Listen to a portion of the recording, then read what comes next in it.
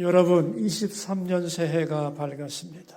올해도 하나님의 은혜와 축복이 여러분 개인과 가정과 일터 위에 충만하시기를 축원합니다.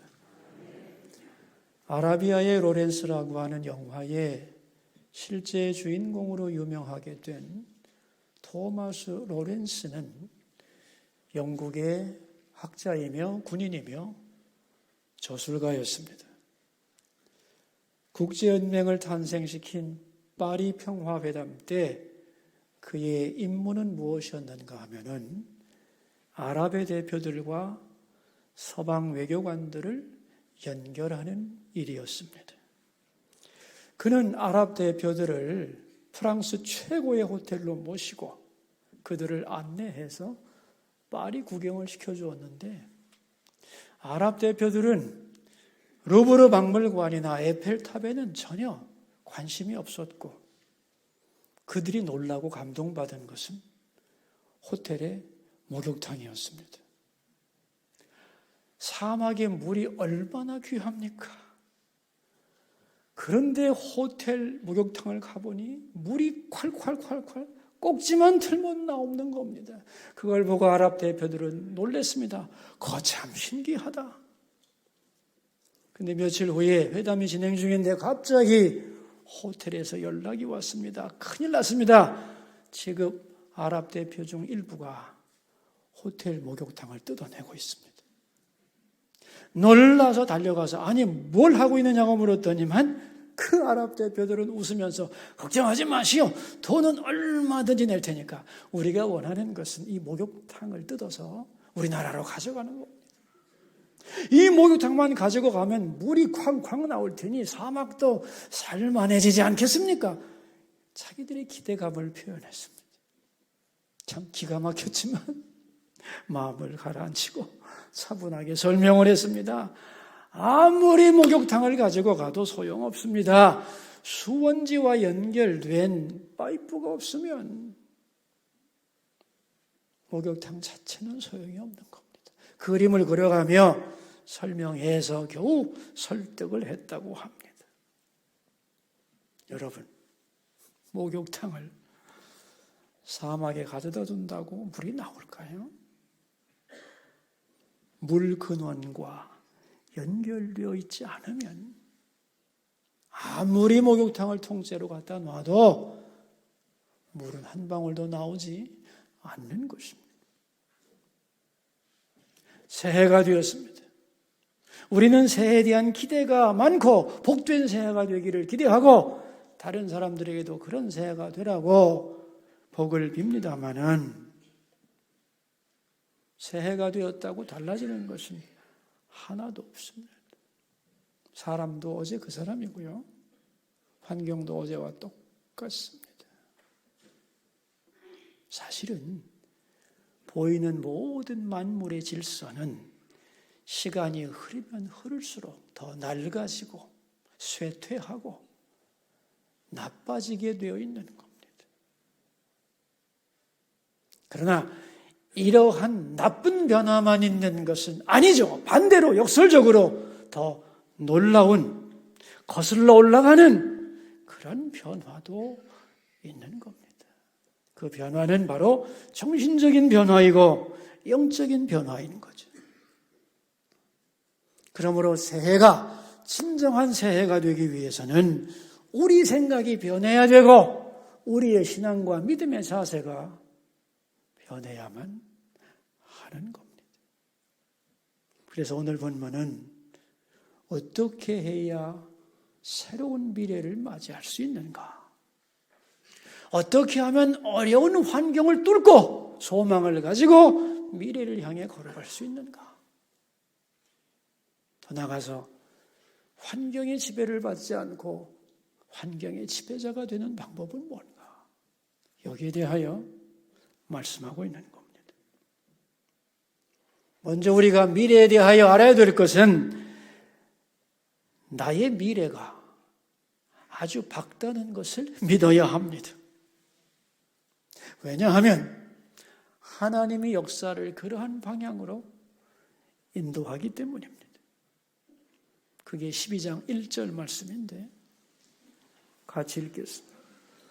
그날에 네가 말하기를 여호와여 주께서 전에는 내게 노하셨사오나 이제는 주의 진노가 돌아섰고 또 주께서 나를 안위하시오니 내가 주께 감사하겠나이다 할 것이니라 그랬어요. 하나님이 전에는 나에게 진노하셨지만 이제는 나를 안위하시고 내 입에서 감사의 찬송이 나오도록 역사를 이끌어간다는 거예요. 그럼 하나님이 언제 이스라엘에게 진노하셨느냐? 아하스 왕이 하나님 말씀을 듣지 않고 아수르 군대를 의지했을 때, 그래서 그 군대를 끌어들였을 때 하나님은 진노하셨죠. 그래서 그 결과 북이스라엘이 멸망하고 남유다도 크게 고난을 당할 거라고 말씀을 했습니다.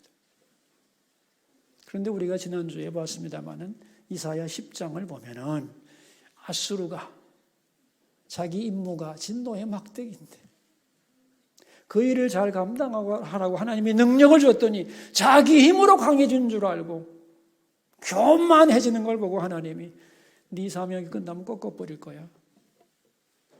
그렇게 심판을 했잖아요. 이런 와중에 아수르에게 고통을 당하면서 많은 이스라엘 사람들이 깨닫게 될 거라는 거죠. 우리가 이렇게 고통당하는 이유는 하나님을 믿지 않았기 때문이다. 그래서 고난을 겪은 후에 그들이 철이 나서 하나님께로 돌아와서 남은 자가 되어서 돌아올 것인데 그들이 부르는 찬송이 바로 1절이라는 겁니다. 중요한 것은 지금 그들은 아직 아수르에게 망하지 않았어요. 그런데 이제 하나님을 믿고 있지 않기 때문에 그렇게 고생을 하게 될 것이고 그러나 그 후에는 이렇게 회복이 될 것이다 라고 이사야가 예언하고 있는 겁니다. 자, 여기 1절에서 하나님이 역사를 어떻게 이끌어 가시는가에 대한 방향성이 나오는 거예요. 하나님은 때로 그 백성을 징계하지만은 그러나 결국의 목적은 뭐냐? 그들이 잘 되라는 것이에요. 그래서 너희들을 괴롭히는 아수르는 망하겠지만 오히려 너희들은 회복할 것이다. 그러므로 아무리 지금 힘들고 어려운 상황이 있다 할지라도 이 고난은 하나님의 나를 더 좋은 미래로 인도하는 과정이라는 것을 확실히 믿어야 한다는 거예요. 내 인생의 결론은 감사와 찬송으로 끝날 거다. 아멘? 이걸 믿으라는 거예요. 왜? 하나님이 역사를 그렇게 진행시킬 거기 때문에. 이것이 우리가 가져야 하는 신앙적인 역사관입니다. 이런 역사관을 가지고 미래를 향해 걸어가야 된다는 거예요. 자, 그런데 역사가 이런 방향으로 진행될 것이기 때문에 그렇다면 우리는 무엇을 의지해야 하느냐는 거예요. 자, 여러분, 아수르를 의지해야 되겠어요? 아니면 하나님을 의지해야 되겠어요?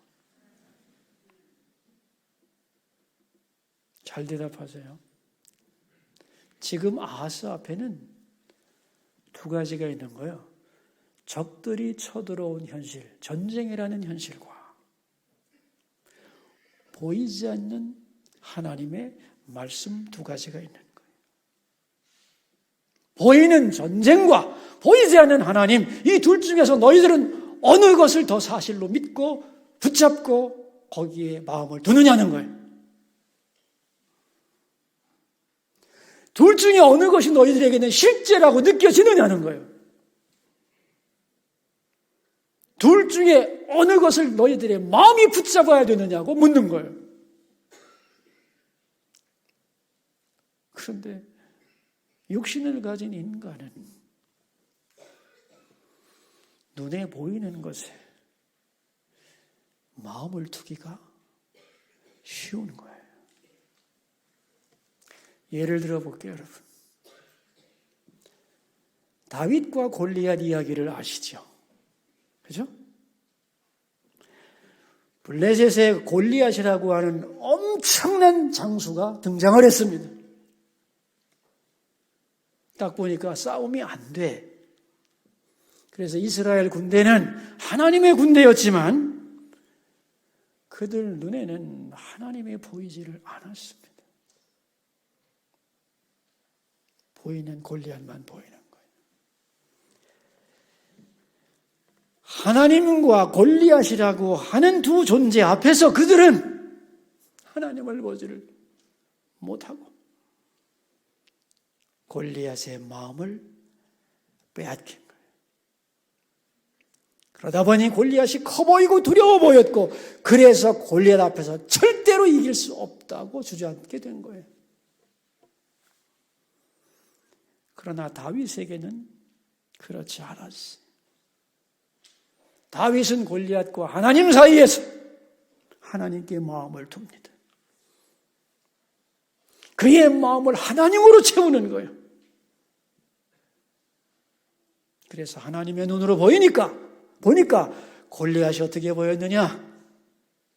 만군의 여호와를 대적하는 멸망받을 짐승으로 보였던 거예요. 그래서 이제 골리앗을 향하여 하나님의 이름으로 담대히 나갑니다. 그리고 골리앗을 무너뜨립니다.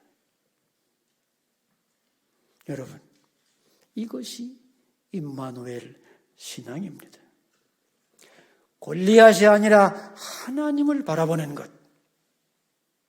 내 앞에 있는 문제를 바라보는 것이 아니라 보이지 않는 하나님을 붙잡는 것. 이게 임마누엘 신앙의 본질입니다.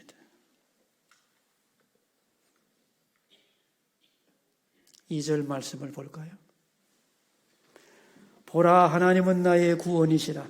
내가 신뢰하고 두려움이 없으리니 주 여호와는 나의 힘이시며 나의 노래시며 나의 구원이심이라 그랬어요. 보라, 하나님은 보라 그랬어요. 뭘 봐야 된다는 거예요? 우리가 뭘 바라봐야 된다는 거예요? 하나님을. 왜? 하나님이 구원이기 때문에. 구원이신 하나님을 바라봐야 된다는 거예요. 그런데 많은 사람들이 하나님이 구원이라고 생각하지 않아요. 입으로는 하나님의 구원인데 실제로는 돈이 구원이고 건강이 구원이고 취직이 구원이고 합격이 구원이고 내가 원하는 대로 되는 것이 나의 구원이라고 생각합니다. 아닙니다. 하나님만이 구원입니다. 아멘인가요? 그러므로 문제를 바라보는 것이 아니라 구원의 하나님을 바라보아야 되는 거예요. 그런데 구원의 하나님을 바라보게 되면 반드시 어떤 일이 생기느냐? 그 다음에요. 신뢰가 생겨난다는 거예요.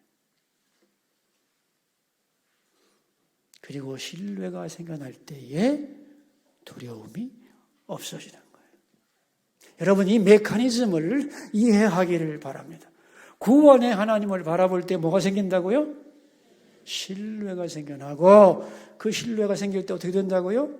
두려움이 없어지는 거예요. 아주 신학적인 질문을 하나 하겠습니다. 여러분, 두려움이란 뭘까요? 두려움은 왜 생기는 걸까요?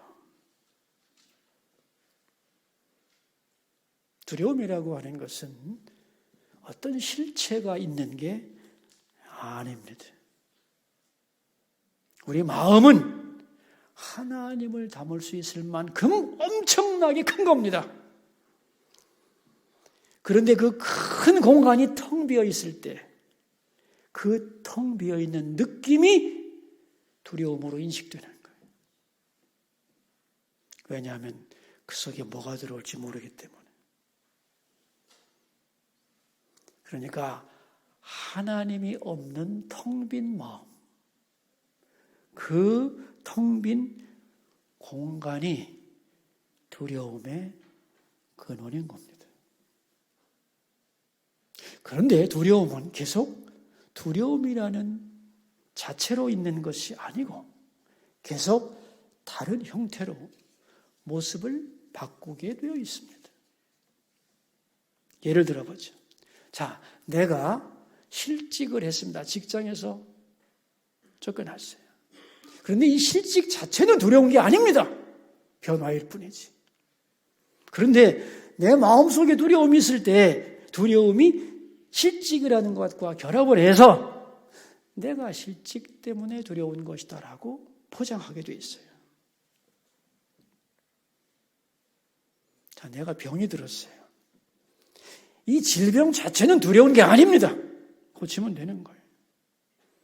그런데 하나님이 없는 마음, 공허하고 텅 빈 마음이 있을 때는 그 두려움이 병과 딱 결합을 해서 나는 이 병이 두렵다. 이렇게 표현이 되는 겁니다. 교묘하죠? 그러므로 두려움을 이기는 방법은 뭐냐? 뭘까요? 내 마음을 하나님으로 채우는 것. 그걸 오늘 본문에서는 뭐라고 그랬어요? 신뢰한다는 말로 표현하고 있는 거예요.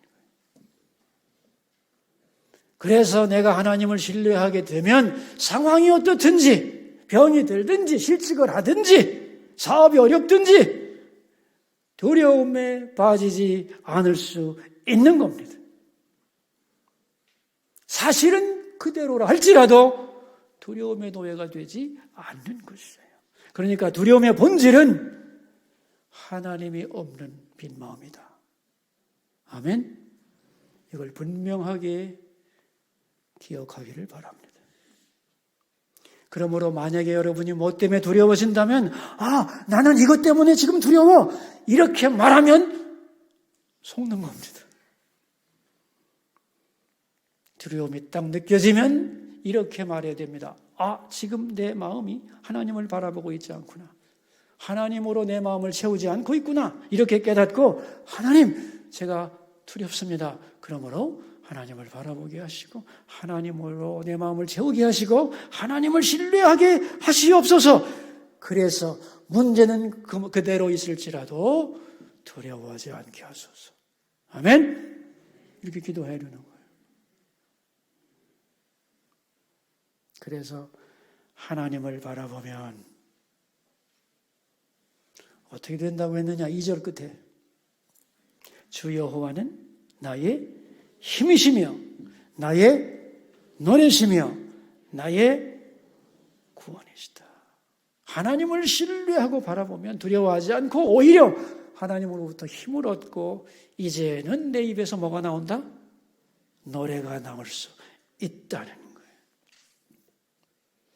여러분 이렇게 경험해보지 않았나요? 힘들고 어려운 일이 그냥 많은데 그럼에도 불구하고 하나님께 나가서 하나님을 바라보고 신뢰하면서 기도하고 그러다 보니까 내 마음에 평안이 오는 경우 없었나요?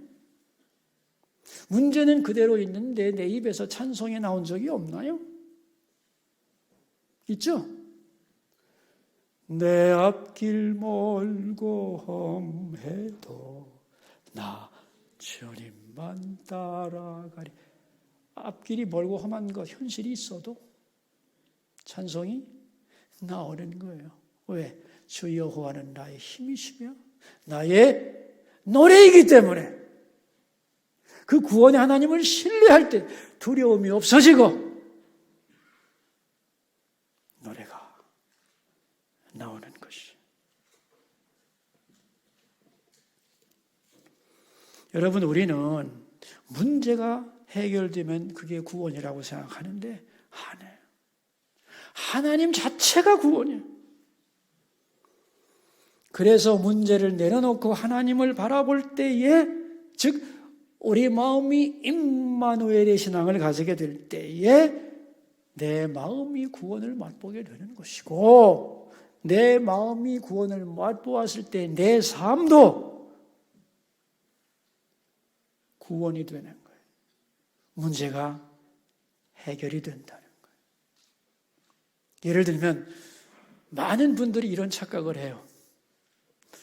돈 문제로 구원을 받으려면 돈을 많이 벌어야 된다고 생각해요. 여러분도 그렇게 생각하시나요? 돈 문제의 해결은 돈이 많아지는 것이다. 돈이 많아지는 것이 임마누엘이다. 천만에 아닙니다. 돈에 붙들린 마음이 아니고 하나님을 바라보고 하나님께 내 마음을 드리는 것입니다. 그럴 때 돈 문제는 나에게 사소한 문제가 되고 하나님을 신뢰하면서 그 돈 문제로부터 내 마음이 일단 구원을 받는 거예요. 더 놀라운 것은 그렇게 될 때에 이제 하나님이 개입하셔서 내 삶의 돈 문제를 하나님이 풀어가는 겁니다. 이 비밀을 반드시 알아야 됩니다. 그래서 임마누엘의 신앙을 가질 때 우리의 현실이 어떻게 변하는가? 이게 3절 말씀이에요. 읽겠습니다. 그러므로 너희가 기쁨으로 구원의 우물 들에서 물을 기르리로다 그랬어요. 여기서 구원의 우물이란 말이 나오는데 여러분, 구원의 우물이 뭘까요? 사막을 헤매는 여행객이 있는데 목이 말라서 죽을 것 같습니다. 이제 물이 공급되지 않으면 그는 쓰러질 수밖에 없습니다. 그는 우물을 찾겠죠. 샘이 어디 있느냐고 찾겠죠. 그리고 샘이 발견됐습니다. 그럼 죽을 힘을 다하여 거기까지 가겠죠. 그런데 그 우물이 텅 빈 우물이라면 죽을 수밖에 없죠. 그런데 그 우물이 생수가 가득한 우물이었습니다. 그래서 있는 힘을 다하여 두레박을 놓고 물을 길어서 마십니다. 그리고 살아납니다. 소생하는 것이. 그게 구원의 우물입니다. 왜 구원의 우물이란 말이 나왔을까요, 여러분? 세상이 광야와 같다는 거예요. 그러나 아무리 내 환경이 광야라 할지라도 달려가서 생수를 얻을 수 있는 우물만 있다면 되는 거죠. 맞나요? 근데 그 우물이 나를 배반하지 않고 언제나 가기만 하면 생수가 넘쳐서 나에게 물을 줄 수 있습니다. 이제 그것이 확인되면 언제나 기쁜 마음으로 기대하는 마음으로 목마를 때마다 우물로 달려가겠지. 거기서 우물을 긴는 겁니다. 그리고 마십니다. 아, 시원하다. 아, 좋다. 아, 살았다. 그런 만족과 기쁨. 그게 어디서 오느냐는 거예요. 하나님으로부터 오는 거예요. 아멘입니까? 왜? 하나님이 구원의 우물이기 때문에. 그래서 하나님이 구원의 우물이 되면은 이거는 내 상황과는 아무 상관없는 기쁨이 생겨나는 겁니다, 여러분. 환경이 좋아야지 기쁘다고요? 천만의 말씀이요. 상황과는 상관없이 임마누엘의 신앙을 가지게 되면 기쁨의 근원인 하나님이 내게 주시는 기쁨과 평안이 항상 존재하게 되는 겁니다. 사실은 상황이 어려워질수록 더 기쁨은 커지는 것이고 우물을 긴는 행복은 더 강해지는 것이. 그러므로 여러분이 하나님께 나와서 하나님으로 마음을 채우면 하나님 자신이 구원의 우물이 되어서 우리에게 생수를 마시게 하는 겁니다. 이 약속을 절대로 잊지 않기를 바랍니다. 이것이 있는 사람에게는 광야 같은 세상이라 할지라도 아무리 환경이 힘들고 어려워도 넉넉히 승리할 수 있는 것입니다. 자, 이제 4절부터는 대상이 바뀝니다. 1절부터 3절까지는 하나님과 우리와의 관계였는데 이제 4절부터는 우리와 세상 사람들의 관계로 확장돼요. 다시 말하면 너희가 이제 1절에서 3절을 경험하게 되면 이제 너희가 세상을 향하여 이렇게 말하게 될 것이라는 거예요. 여호와께 감사하라. 다시 말하면 간증 있는 삶을 살게 된다는 겁니다. 구원의 하나님을 발견하고 그분을 신뢰하면 두려움이 없어지고 힘이 되고 노래가 나오게 되고 그 삶을 경험한 너희들은 이제 너희들에게서 끝나지 않고 그 기쁨과 찬양은 주변으로 확대되어 세상을 변화시키는 힘으로 작동하게 될 거다. 그런 얘기입니다. 이게 임마누엘 신앙의 능력인 거예요.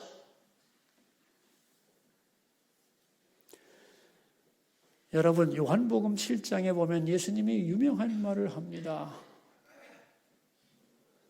누구든지 목마르거든 내게로 와서 마시라. 명절 끝날 많은 사람들을 보고 예수님이 크게 외친 말입니다. 근데 그 명절 끝날 그랬을 때 그 명절이 뭐냐면 초막절이라는 절기예요. 근데 초막절이라는 게 어떤 절기냐 하면은 이스라엘 백성들이 광야 40년을 방랑할 때에 하나님이 물을 주셔서 목마르지 않게 그들을 인도하신 것에 대한 감사의 절기가 초막절입니다. 그런데 이 초막절의 끝날 마지막 날에 행하는 행사의 피크가 있습니다. 그게 어떤 행사냐면은 예루살렘 성전이 여기 이렇게 있으면 실로암 우물과 예루살렘 성전의 거리가 꽤 되는데 그 사이에 백성들이 양쪽으로 쫙 늘어서게 됩니다. 그리고 황금으로 만든 물통에다가 실로암에서 물을 담아가지고 옆 사람에게 패스 해가지고 쭉 연결되어서 마지막에 성전에 서 있는 제사장에게 전달을 하게 돼 있어요.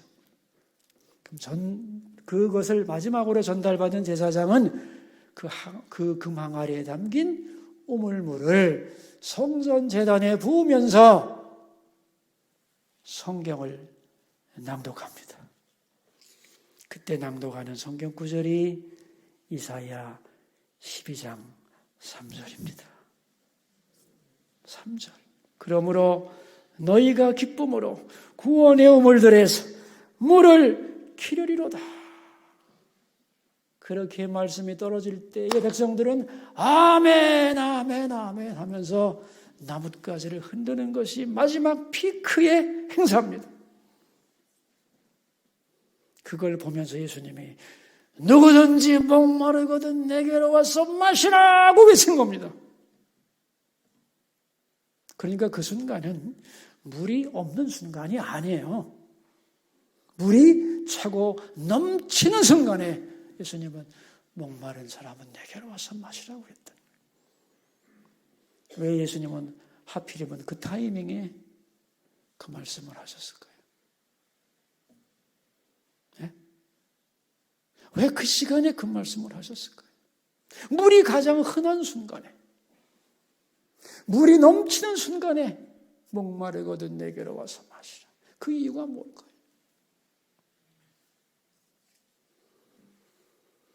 너희들이 아무리 육신의 물을 많이 마시고 풍성하다 할지라도, 너희들이 모든 것을 가졌다 할지라도, 너희들의 소원이 성취되었다 할지라도, 아니 네가 세상에서 제일 부자라 할지라도, 풍요를 만끽한다 할지라도 내 영혼에는 목마름이 있지. 그 영혼의 목마름은 해결할 사람이 나밖에 없다. 그런 의미인 거예요. 나야말로 진정한 의미의 구원의 우물이다. 이런 뜻입니다. 성경학자들은 이사야 12장 3절이 예수님에게서 성취되었다고 고백하는 겁니다. 여러분, 새해가 됐습니다. 세상 모든 사람들은 23년이 만만치 않은 해라고 말을 합니다. 두려워하고 염려하고 걱정하고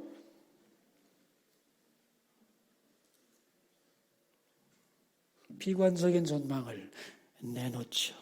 맞습니다. 그럴 겁니다. 그러나 그럴수록, 세상이 그럴수록 우리는 무엇을 바라보아야 할까요? 무엇을 바라보아야 할까요? 보라, 하나님은 나의 구원이시라. 구원이신 하나님을 바라봐야 되는 거예요.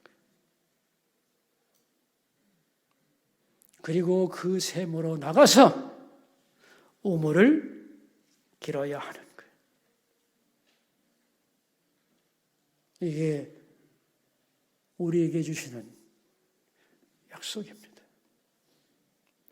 우리 모두 주보를 들고 설교 제목을 읽어봅시다. 구원의 샘에서 물을 기르리라.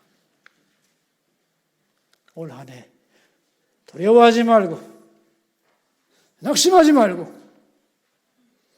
언제나 구원의 우물을 향하여 달려와서 우물을 긴드는 해가 여러분에게 충만하시기를 축원합니다.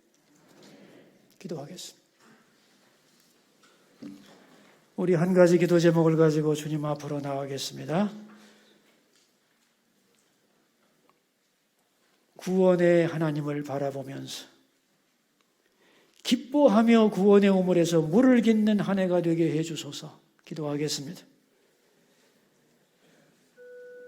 새해를 선물로 주신 하나님 아버지, 하나님의 역사를 어떻게 진행해 가시는지를 알게 해주소서. 감사의 찬송을 부르도록 내 삶을 인도하실 것을 믿게 하옵소서. 그러므로 세상의 문제를 바라보며 두려워하지 말고 하나님을 신뢰하고 두려움이 없게 하시고 하나님이 우리의 힘과 노래가 되어 주소서. 임마누엘 신앙을 가지라. 그러면 구원의 샘에서 물을 기르리라. 엄청난 도전이며 약속임을 믿습니다. 주여, 이 말씀이 23년 한 해 동안 우리에게 믿음이 되고 사건이 되고 간증이 되게 하옵소서. 존귀하신 예수님 이름으로 기도하옵나이다. 아멘.